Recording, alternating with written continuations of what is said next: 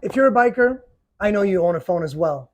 You might need from Andobil this bike phone mount. It's really, really cool. Let me show you what is inside the box. Three different little components. This is, of course, where your phone is going to live.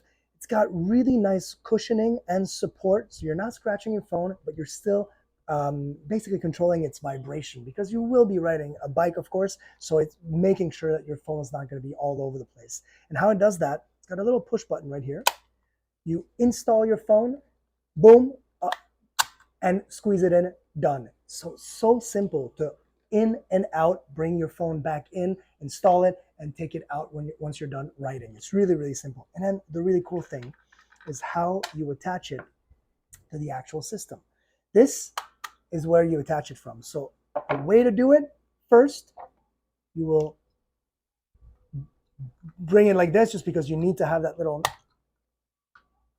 screw in. You screw that in, and the cool thing is as soon as it's set up on your bike, you actually have that mobility, and once you're happy where it stands, then you can screw it in and just tighten it a little bit more.